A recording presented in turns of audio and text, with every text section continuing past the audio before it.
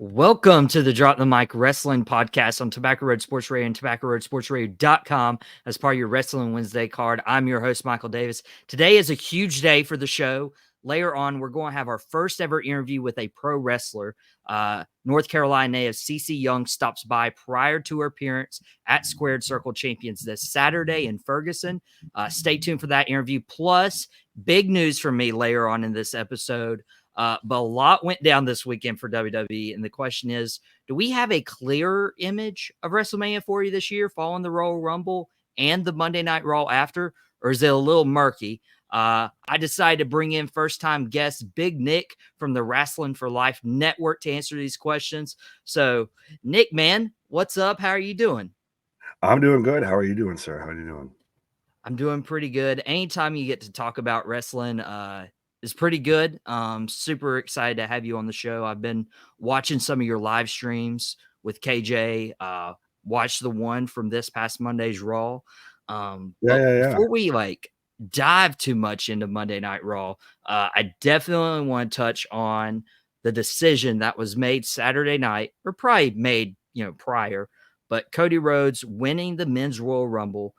He's the first person since Stone Cold to win back-to-back Royal Rumbles. And was this the right decision for Cody to go back-to-back and win 2 Royal Rumbles in a row? My personal bias, I don't think it was the right decision. That's more of just because I wanted CM Punk to win it. Granted, now we know everything with him. With that being said, it still makes sense that he was still the 1A to the 1B type of situation. We knew he was going to get there. I find, and we'll talk about it later, of what they tied it in with on Monday Night Raw was a little interesting. I don't hate that Cody Rhodes won. I don't know how you feel. Well, I was really disappointed because I had went the whole. I've been on this the last couple months is wanting The Rock to show up, and that where he wins the Royal Rumble and challenges Roman Reigns. I saw Cody potentially winning. I'd preferred Cody over CM Punk personally because last year at WrestleMania when he lost, I kind of felt like a John Cena loses to The Rock vibe that we saw at WrestleMania 28. And then, he came back the year prior, won the Royal Rumble, and was able to beat The Rock in like a redemption match. So I kind of saw the writing on the wall, but then I was like, man, we still have like this dream match of Roman versus The Rock that I don't know if we'll ever get now because it looks like that's not the direction. But can you get there without the Rumble? Excuse me. That's the thing is I think you can get there without the Rumble. I don't want people to be mad at either Rumble because of a surprise return or a debut or anything that they thought was going to happen that they didn't deliver. That's not exactly defending fully AEW or WWE because I feel like it wasn't the greatest men's Rumble. But like you said with The Rock showing up, I'm not mad that The Rock didn't show up. If anything, if The Rock was going to face Roman Reigns, I'd have that match be built outside of the Rumble versus through the Rumble. Well, if you don't mind me asking, like, how would they get there without the Royal Rumble? If they were going to get telling Roman me that versus The Dwayne Rock? out there couldn't cut a promo and say that I'm the one that's really the head of the table and everything. You don't need a reason, especially with it being Cody Rhodes on Raw, instantly challenging Roman Reigns on SmackDown. You don't need a reason for Dwayne, for The Rock to sit there and show up and challenge Roman at all. I think he's established himself enough as a star that you don't need a Rumble, you don't need an Elimination Chamber. That's why people thought that match was going to happen at Elimination Chamber, because you don't need a stipulation to get The Rock involved there. The Rock can walk in and just, I'm going at Roman.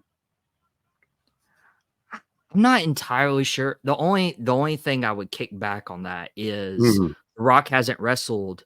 I mean, if you want to count his Eric Rowan match at WrestleMania 32 that lasted like 12, 13 seconds. He hasn't wrestled since that John Cena match at WrestleMania 29. That was 11 years ago. and Yeah, for The but so Rock you to want him just in the like, Royal Rumble? You want him in there for an hour when he hasn't wrestled? I'd rather have a fucking no. 5 minute back and forth, match between him and Roman to where there's more cinematic. So you've got Roman talking to the camera of, this is your tribal chief. This is the head of your table. Oh, that is, he turns around and just smacks the taste out of Rock's mouth or something. I think we get more of that cinematic. That's why I wanted this match to happen at 39 in Hollywood.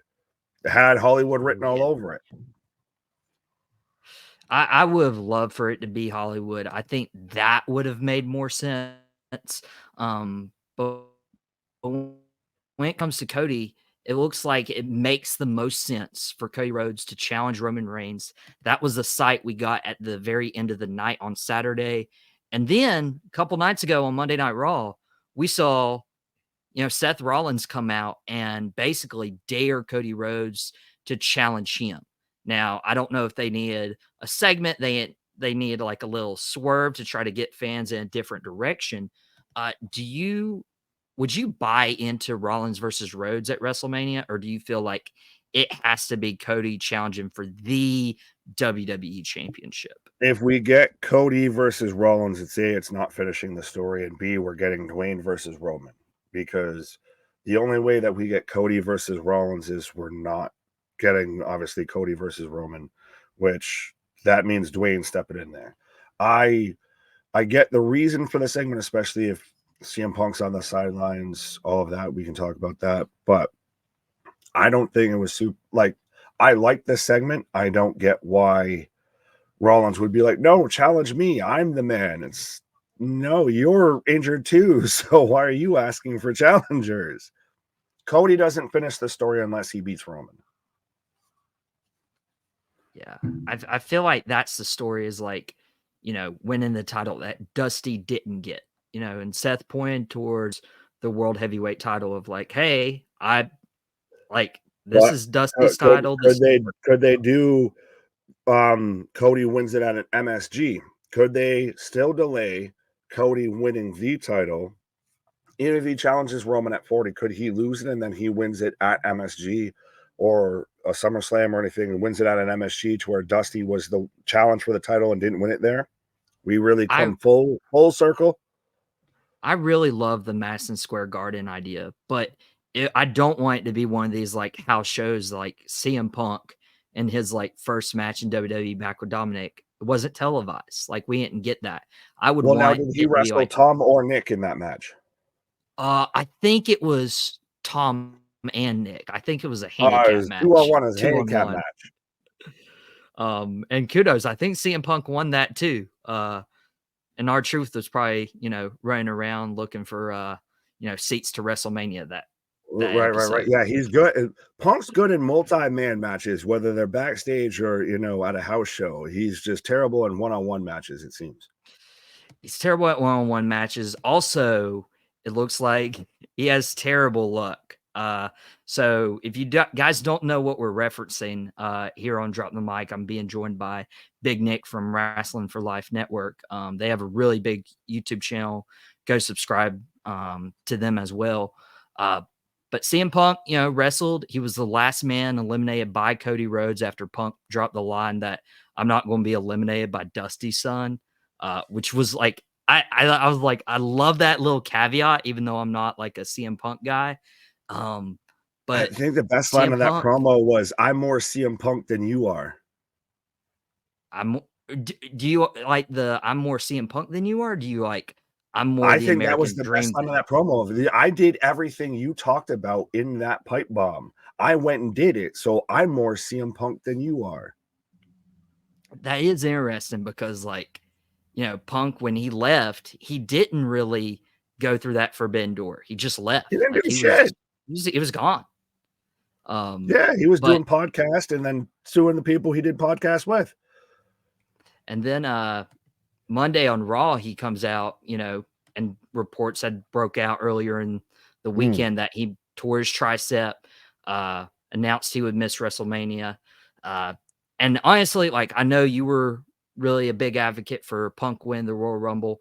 I wasn't, but even with that promo, like, I think that is, you could debate probably one of the best 5 promos he's cut because it felt real. Like it felt like you were hitting home with every word that you were saying, especially when you bring up like, I'm not the real best in the world. I'm not the real hero. These people who are like fighting more are the real hero. Where do you Maybe I rank won't main that event promo? WrestleMania. Yeah, and that's a real reality.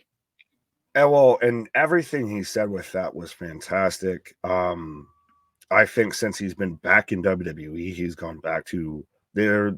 No debate that he's one of the greatest ever on the microphone.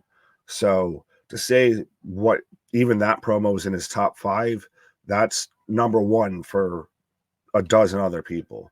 That promo was fantastic. I wonder with Drew stomping on and everything if he's actually injured or if this is a little bit more like Seth of maybe we carry it over and we build an angle here. Now, granted, it is a terrible sign that this is what his 3rd or 4th straight televised match he's allegedly gotten injured in. Like, I think at this point, his body's breaking down before his passion, his personality is. His love for pro wrestling is still there, but his body's breaking down. He's what, early to mid 40s or late to mid 40s, I want to say. So it was what in AW you had the broken heel, you had another injury. Was it the tricep as well in AW? Because now at the Rumble we've had the tricep. You know, you mentioned that he had one house show match, but beyond that, he just gets injured. So do we keep investing in CM Punk if he's going to keep getting injured? I think that's the question moving forward is like, I don't know why he's so injury prone at this time of year. I think I it's heard just like like I said, it's his body catching up with him. I mean, the man had so many matches on Ring of Honor, like the man's had 1,001 matches a year, I feels like. So I think it's time waits for nobody. Now you're almost 50 here, if not past that line. So your body can't do what it does anymore. I don't know if he needs to work a part-time schedule, but then when he works a part-time schedule, he still only has 1 to 2 matches and still gets hurt. So you can't work a full-time schedule. It's debatable if you can work a part-time schedule. and then like how much do you trust him to be in one of your big angles? Because we've heard it for months since he returned back at Survivor Series. Like he could, main event night 1 of WrestleMania against Seth Rollins. It looked like that was the Mm. direction. And if Seth Rollins doesn't get hurt, I mean, CM Punk still does. And now you got to find a new challenger. Like, can you invest that long-term storytelling that we're seeing in WWE now? Finally, is that Mm. long-term storytelling. Can you invest that in CM Punk with like, maybe we don't get the payoff match? Because like now they're setting something up with maybe Drew and Punk down the line. Will we get Rollins versus Punk? Well, and that comes, could we see that match at Mania 41? Could we see it? I hope not at 42. Like, I still think there's money there. There's still an opportunity there, but I think Punk as a full-time performer is done. We don't try and do that anymore because it clearly will not work. If he can have a spot show here or there, he's a little, I know people don't like it, but he'd be on the Roman Reigns schedule of he shows up for big shows and most of his appearances are him cutting in ring promos and everything. That I think helps keep his longevity.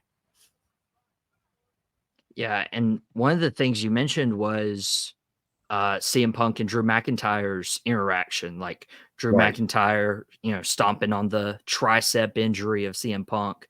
I think that was one of those like you can't hurt him further. So even if like you absolutely mess up the spot, you're Yeah. not doing more damage to him. Um, but Nick, my big thing is like you don't do that angle if you can't deliver on a match. It looks like CM Punk versus Drew McIntyre is the next match when CM Punk comes back. If he comes back, I believe he will. But Drew McIntyre and his contract disputes, some people are saying he still hasn't re-signed with the company. I just from Monday's Raw, I believe that he has to have re-signed with the company if you're planning and building up a match probably a year in the making. Oh, absolutely. There's multiple things with what you just said there of with how Punk still finished the Rumble match. So it begs in the question of was he just going through of, well, you can't screw it up worse. So you might as well just finish where you started. I like that we're finally getting heel Drew McIntyre. We've won for the longest time of just an out and outright clear cut. This is heel Drew McIntyre, and I think it's best McIntyre. Especially the sword's gone, all of that, the sound effects are gone. And if you don't think that WWE has Drew McIntyre already in their plans and already signed and already we've talked about this down the road, then you're the same person who thinks MJF is showing up in AEW. Now, granted, that or WWE, the likelihood of one versus the other is debatable, but Tony's got to lock down MJF just like clearly WWE's got to lock down Drew. You're not building stories a year down the road. You're not setting this guy up to be having matches with Punk, to be having, he could be the replacement for Punk facing Seth at 40, I feel. So you don't have that guy set up as a future world champion if you don't have him locked up for a long-term deal. Yeah, you mentioned Drew versus Seth potentially at WrestleMania 40. Do you think that's the direction, especially if he has re-signed? It's, well, I don't know what else what other direction you go, because you could do Gunther, then Gunther has to drop the IC belt beforehand.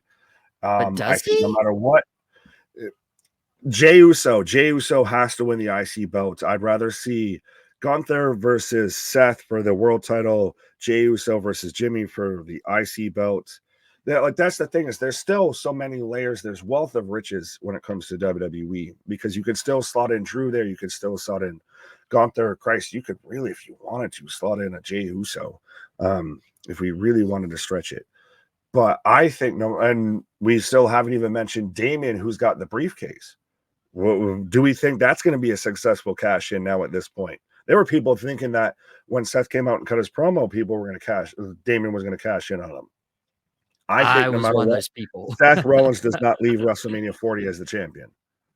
No, absolutely not. And the only reason is like he needs to take time. I don't know if they Right. were like serious about the back injury and like the back issues last year, or if that was full storyline. But this MCL and meniscus is like legitimate. Like he does not need to be world heavyweight champion.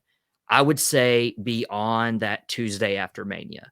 You could maybe even stretch it to him winning at Mania and then dropping the title the next night to Damien and cash in. That's as far as Seth gets with the That's title. very valid. Well, bringing it back to the point that you mentioned earlier of Christ, now I forgot where I was going. But go ahead. Sorry, I forgot entirely where I was going. No, you're good. Like if because Seth, Damian Priest, hey, it happens to me too. If Seth Rollins actually does walk out as world champion at WrestleMania, I could totally see Damian Priest cashing in that Monday after Raw and like winning the world heavyweight title. Like Seth Rollins, if he doesn't lose it at Mania, he doesn't need to leave that So then, weekend who does he go as over at champion. Mania? Though that's the thing, is who does he go over at Mania, and to where, like, do you viably believe Damian Priest as a world champion right now? Yes, absolutely. You don't think that he's going to just get more tied into the whole situation between him and R-Truth, and that's going to be what pulls him out as the babyface out of Judgment Day? I think he's more tied in with that than world title shot. I don't know if you could turn Damian face. I haven't even thought about that. What Who I else would you turn face in that group, or do they just stay heel? Do they all stay heel? I could see them all staying heel. I could see Finn Balor as a face. There's also talks we talked about on the show last week on Drop the Mic, that potentially Finn Balor's contract's running up and could end after WrestleMania. So, well, on a side note, so does anyone out there that's hearing the sound of my voice right now think that anyone is leaving WWE by choice to go to AEW? respectfully. Don't worry, I'll wait.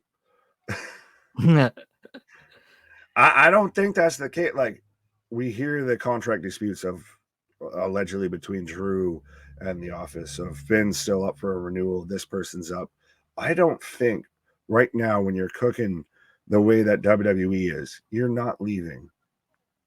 Like, where are you? Like, we've seen AEW is not exactly the alternative we thought it was. I feel like you'd see most of these people go to TNA, almost like Nick Nemeth, versus going to AEW. I could see the allure of like jumping to AEW. I could see the allure of jumping TNA. Like, there's different reasons. I could see the allure of jumping to Japan, but I feel like every let me rephrase that. I feel like WWE is doing the best it's done in a really long time. Story-wise, financially, Royal Rumble was like the highest gate outside of a WrestleMania event. Like, that's huge. And AEW, I love AEW. I enjoy AEW. I'm going to Revolution next month in Greensboro Coliseum for Sting's last match. There's regression there. Like, I was at Fight for the Fallen in summer of 2020, or no, 2021, where Darby Allin challenged CM Punk, and that was like the first reference to CM Punk coming to AEW. That was the 10-man tag that opened the night. That was Chris Jericho and Nick Gage in the main event. And I was live, so I totally missed the best part of the show with the Domino's pizza cutter. And that Bojangles Coliseum was packed. Like, it was so packed. And then my buddy went for a collision a couple weeks ago and sent me a picture. And the section I sat in, that was packed, and we were like shoulder to shoulder. It was taped off. Like, nobody was anywhere close to that. Like, there's a regression with AEW, but WWE, there's like an elevation right now. Yeah, you've gone from 20,000 seat arenas, to 2,000 seats. And WWE now is having to take down stages so they can fit more people in there. As I've completely sidetracked this conversation, by the way. Hey, that's what we're doing. We're just chilling on the podcast. There's so much wrestling though to talk about. That's the thing. There's layers. We constantly say on our channel, it's like wrestling is like onions or wrestling's like ogres. It's got layers. Nick, you are welcome back anytime on Drop the Mic for that Shrek reference. Trust me, tune into us. KJ's the Shrek to me being Donkey, 100%. Dude, I tell people, and I'm 100% serious on this, and then I'll get us back on track for the wrestling pod. But I believe full-heartedly that Shrek is the greatest romantic movie of all time. There's none better. Once told me the world is gonna roll me. I almost said macaroni. But that was a surprise to listen to Shrek and talk about Shrek on a wrestling podcast. That's how Royal it is, Rumble. Hey, that's how it is. Royal Rumble's also this big, like, okay, who's showing up? Surprises, debuts, returns. We ain't get The Rock. We didn't get, Sasha Banks. I thought there was like little to no chance Sasha came back, but we did get some returns. We got Naomi in the Women's Rumble. We got Andrade. They both stayed in a decent amount of time. They both had a good impact on, no pun intended, by the way. They both had a good impact. Very pun intended. I'm not going to let that slip. You caught me on my own show. So I want to kind of compare and contrast Naomi or Andrade. Who do Naomi, you think? 10 times over, 100%. That return, everything was fantastic. You sat there and even had her welling up. We were welling up watching it. That Women's Rumble carried that show. Between not even just with her, you had Jordan Grace show up. You had the debut of Jade Cargill. That Women's Rumble was phenomenal. I would argue that was the best Women's Rumble they've had. I would put it up there. I think the last, I want to say 3 years, I think I've enjoyed the Women's Rumble more than the men's. just personally. I think the last time that I enjoyed the men's more was 2020, and that's when Lesnar dominated the first half. Drew McIntyre claymored Brock over, and then Edge returned. Like that was the last men's Royal Rumble that I felt outdid the women's. Has the men's been more predictable? Yeah. You knew the big thing with this men's Royal Rumble, everybody from 1 to 26 was cannon fodder because the final 4 were the only ones that actually mattered. When you had Drew, Gunther, Cody, CM Punk, that was the match. It might have well have been a fatal 4-way instead of a Royal Rumble. I don't know if I could have taken another fatal 4-way on that card, but that's another story. Didn't necessarily enjoy the. Well, that's I think part of why the Rumble felt the way it felt, because you had guys like Randy, guys like AJ, even potentially an LA Knight that were included in the Fatal 4-Way that weren't in the Rumble. You don't have those reactions. Instead, you get, Ludwig coming out instead of an LA Knight. That's another big one. I was doing some number crunching on the Royal Rumbles because you have 30 entrants for the women, 30 for the men. Dude, Raw like doubled SmackDown in both of them. For the women, it was 17 Raw, 8 SmackDown. For the men, it was 18 members of the Raw roster and 7 from SmackDown. Because both of the other matches was SmackDown dominated. Like you got Styles, LA Knight, Orton, Logan Paul, Kevin Owens. That's 5 quote unquote SmackDown superstars and pretty big names too that weren't included in the Royal Rumble match. I remember the days where it was 15 Raw, 15 SmackDown, and there was like an even playing field. But it's like they either didn't have enough stars on Raw to have a singles match, or they didn't have enough stars on SmackDown to include in the Rumble to make it feel bigger. But you can still counter that with Cody won the men's Rumble and he's going after the SmackDown title. Bayley won the women's Rumble and is going after, I'm assuming, the SmackDown title. So I think Raw has the deeper roster because of 3 hours. And they have to fill those 3 hours and make them compelling we all kind of know where I feel like the title scenes on SmackDown are going. And SmackDown's only got 2 hours and half that's filled up with the bloodline. So very much Raw had the manpower to throw out there. But I still find it interesting to counter your point that every match essentially involves SmackDown, because the men's Rumble winner goes after the SmackDown belt. Women's Rumble winner potentially going after the SmackDown belt, and she's from SmackDown. So might have had less in it, but had more impact.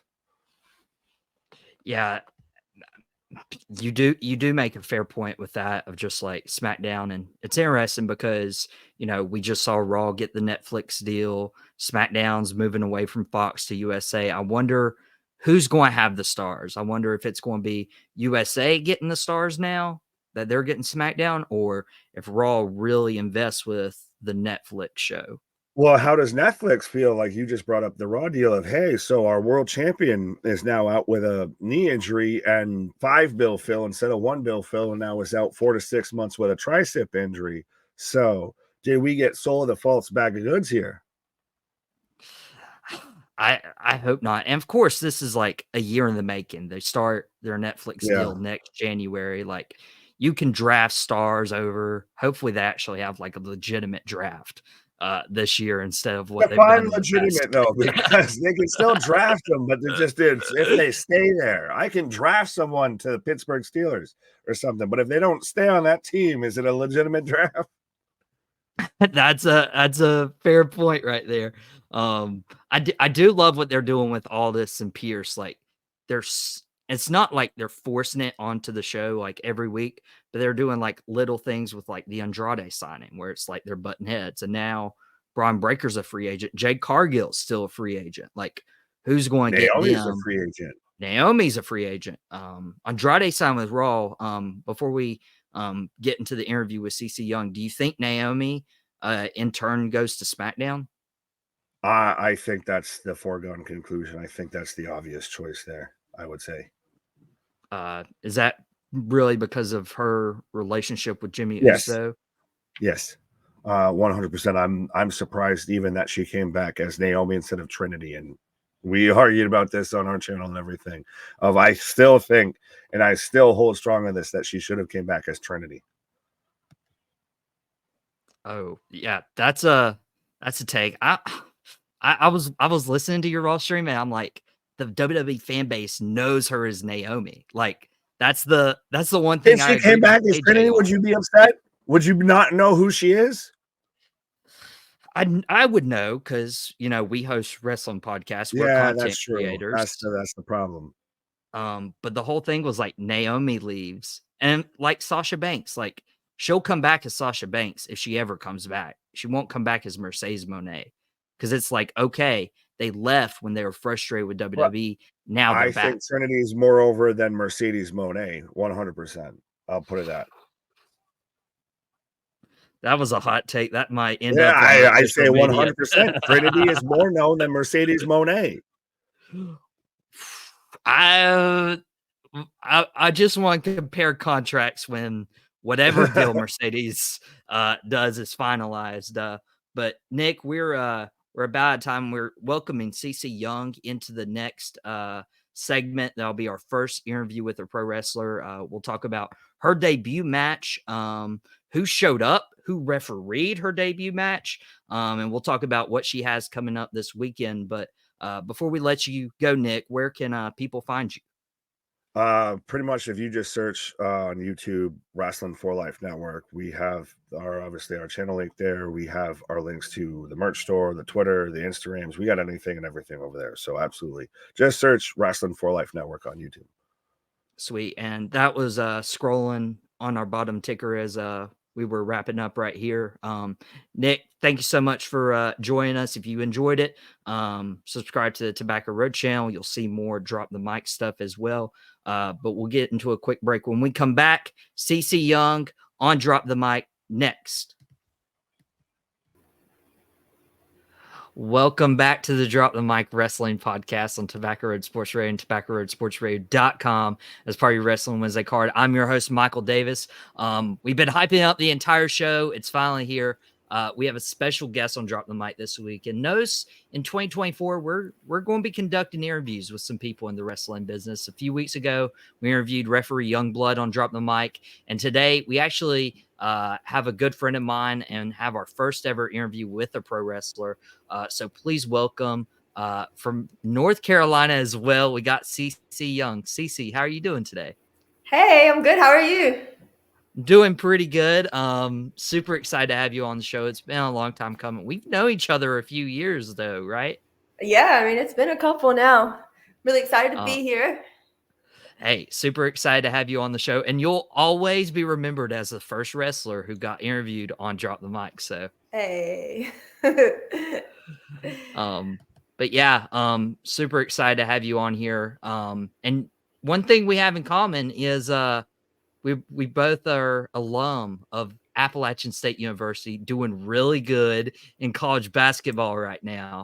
I did want to ask. We'll get into wrestling. We'll talk about your career as you're just getting started, and maybe a little fan moment early on a few years ago. But yeah, do you first have like any favorite memories from Boone and from being at App State? So, well, when I first was moving to Boone, I did not want to go to Boone because of the cold. I was not like, I wanted to go to App State, but I was like, Boone, I don't know about that one. But it turned out probably one of my favorite things about Boone was the weather. Excluding the winter, the spring, the falls, the summer were amazing there. Just like 70 degrees all the time. It was great. And probably my favorite thing about Boone is just like the sunsets, the views. It's a really, really pretty town. I want to go back and visit soon. I haven't been in a few years. I've been trying to make a trip down there. Check it out. Boone's a pretty awesome place. You talk about the views and everything. Really good food there. I know the Cardinal's probably the best burger in town. If you guys ever want to head over to the Cardinal, it's pretty good. But this is a wrestling podcast. It's not about App State We can talk about burgers and Boone. we can talk about App State better than ECU. Hey, calm down now. Okay, you can't still be on this ECU train, are you? I mean, I have a different perspective now that I'm out, but I don't know. I guess I'm still more of a pirate at heart. It's where I started out at. So, if you guys are watching, please comment down below. The app is the Bear School. We'll let you guys decide. We might even put a poll up on our social media. But CC, big wrestling fan, who turned into a wrestler. And we'll get into your journey. We'll talk about, your training school and everything.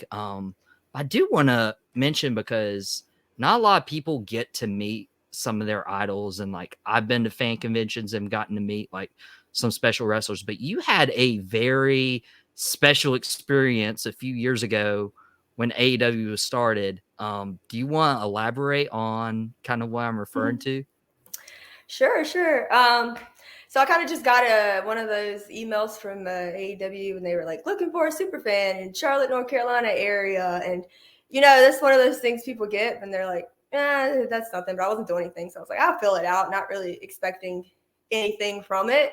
I ended up getting an email later saying that, hey, we want to interview you for our super fan videos. It's like, all right. So did a couple of interviews, ended up getting picked for it. I was told, hey, you're going to come down to Charlotte. They had a show going on there that Wednesday, and they brought me down. They said we're going to film for this YouTube show. They didn't really tell me much else. So I ended up getting a big surprise and getting to meet Britt Baker. I hung out with her and pretty much the entire day. Met a couple other AEW stars. Ended up getting front row seats to the show that night. So it was pretty cool. You notice how she casually just says, yeah, I got to hang out with Dr. Britt Baker like all day, basically. Nothing but a thing. got front row tickets. That was the Fight for the Fallen show in the Bojangles Coliseum, right? Yes, it was. Me and Nick were just talking as we reviewed and recapped everything that happened with the Royal Rumble and Raw, and we mentioned AEW just a few minutes ago, and I was like, I was there that night at the Bojangles Coliseum, and you and I being there live, I don't even know if we knew each other at the time. No, I'm pretty sure we didn't know each other yet. It was like right after that, I think, when we met. but we missed the most important like moment of the night, because apparently during Chris Jericho and Nick Gage's match, they had the Domino's commercial with the pizza cutter, and we missed it because we were there live. Right. That was a special time. And I know you're a big Dr. Britt Baker fan. Was she like an inspiration to you of like hopping in to be a wrestler? Oh yeah, for sure. So with her, having her whole doctorate degree, being the dentist and all that, I went to grad school and got all this and that. So it was kind of like, I guess when I was younger, I always had that thought of wanting to do wrestling, but in my head, it was kind of like okay, you can go to school, college, or be a wrestler. It wasn't kind of like a both. And so, I picked the route that was, I guess more practical, or gonna, get me a job and get me a job and get me paid so I can, pay bills and whatnot. And I guess she was a good inspiration for why not do both? Maybe you can have it all. And we do call her Dr. Britt Baker DMD because she is a dentist. Really good inspiration there. Excited for when she comes back to TV. But, you mentioned like, could you do both? Could you go to school and be a wrestler? And I know you are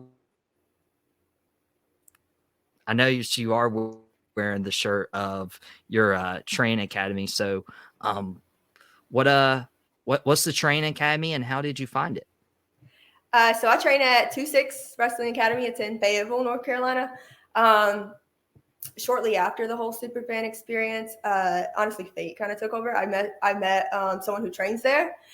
I was about to graduate, so I was about to move from Boone to Wilmington. And so I met Joseph Everhart. He trains in Fayetteville. He was like, hey, why don't you come check us out, see how you like it. So I did, and here we are. That was about 2 years ago now. So I trained there under our head trainer's Hang Time. Great school, great place to be. I've learned so much there, and I'm very grateful for my experiences at 2-6.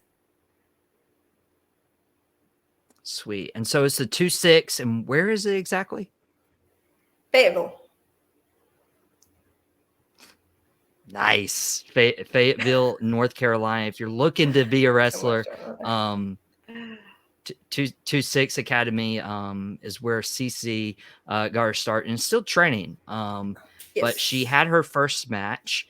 And I don't know if a lot of people get to, say they had this for their first match. But I don't know how this like good luck finds you or whatever. But for those who don't know, like tell us like what the experience was of like going from training to having your first match and just like that whole day in general. So I had my first match at Fayetteville Comic Con. So we 2-6 sets up a ring there, kind of in the corner of everything while all of the convention stuff are going on, and we kind of run matches intermittently throughout the day. So there was 100 plus people there at that time, over probably more than that. During my debut, I made my debut against my trainer, Hang Time. And so ahead of I believe you're referring to the finish of my match. Is that what would like me to talk about? Okay. So we had a special guest come in to join us at Comic-Con. We had a couple. We had Victoria was there, as well as Earl Hebner. So during the match, in the chaos of everything, we had not one but two refs taken out. And so for the ending of the match, I get the roll up and the refs are out and I'm just waiting. And next thing I know, I see Earl Hebner running across the aisle through everyone to make the 3 count for my debut match. So that was pretty awesome. And then after that, Victoria hopped in the ring with me and she's like raising my hand. And it was a pretty surreal experience, honestly. Couldn't have asked for a better debut in wrestling. For real. Like think about it. You are now in the same breath as Bret Hart and Shawn Michaels and Stone Cold and The Rock, because Earl Hebner counted the 3 and you were declared a winner for an Earl Hebner officiated match. Yep. That's it. It's crazy. It's been a crazy ride. And it's just getting started. So yeah. What did that interaction with Victoria mean to you though? Like for her to be there as well for your first match? Oh yeah, just like getting the rub from a very established women's wrestler was like so cool. And like I watched her growing up. Like, I looked up to women like Victoria, and then to have her there and, getting her stamp of approval. And I'm really hoping to run across her again soon someday to like, really talk about how I've come from there and just get some info from her. It was really cool. That's awesome. Super happy for you. Super excited. And now you've went from your first match, and when was that? Like October 15th, 2022. October 15th, 2022. I'm a little over a year in now. Yeah, since 22. Sweet. You're making your ways around the North Carolina. Your name's getting out there. I saw you get nominated for like a couple awards. Like I'm like, whoa. Yeah. The Carolina's Female Wrestler of the Year. I was on that nomination, so that was really cool. I didn't expect that. Yeah, I was scrolling. I'm like, oh my gosh, there's CC. I know her. Well deserved nomination there. And then just a little over a year in, you're making your way through the Carolinas, and that's what I want to bring up right now. Is I've also teased some breaking news. Squared Circle Champions is coming to a local area, Ferguson, North Carolina. So if you're in the Triad area with Winston-Salem and everything, that's about 45 minutes from Winston-Salem, give or take. It's basically my hometown. I am going to be along with Shannon Smith, who does drop the mic with me on occasions. was on the Cat Cave with me as well this Wednesday afternoon. Shan and I are going to be doing live commentary for Squared Circle Champions. So I'll be sharing the info on my Facebook, Twitter, all my socials. Be sure to come out. But Cece Young is having a match, so you can watch her as well.